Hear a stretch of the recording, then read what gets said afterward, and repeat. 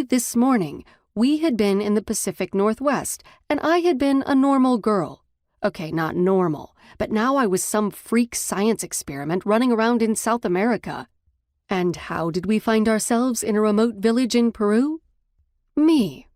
Because an extreme Fae-caused electrical storm last month transferred Ryker's powers to me, I now had the ability to jump wherever I wanted in a split second. The problem was, I didn't have the whenever down and not the precise wherever. None of it worked at my beck and call, which would be really handy right now. Fucking bartender, Ryker grumbled. He had to call the cops on us. Not sure I blamed him. We magically appeared out of thin air and crashed into his pool table. Think I would have freaked out too. I was curious what claims he would make against us. We didn't break anything, except for the case of beer he had dropped when he saw us appear. We weren't going to stop and ask the cops. "Alto!" another policeman shouted out. I glanced over my shoulder. 4 of them trailed close behind us, working their way through the crowds.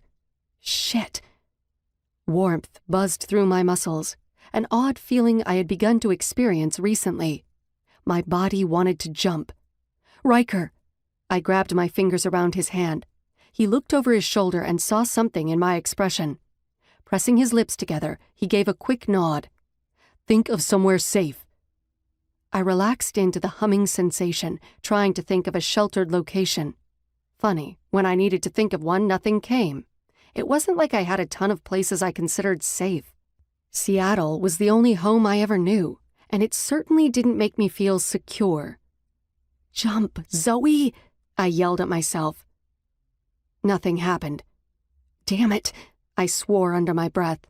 The cops yelled at us again, progressing closer. A growl came from Ryker, frustration clenching his mouth. A nerve danced along the edge. He ducked into a back street, pulling me with him, and slipped us through a maze of alleyways. Clothes hung from webs of cords tied across the back alleys. "In there." He pointed at a tall woven basket holding laundry, tucked inside an open entrance to someone's house. "Are you kidding?" The nerve along his jawline twitched again. Without ceremony, he picked me up and shoved me down in the container, slamming the lid over me. "Feeling very Indiana Jones right now,"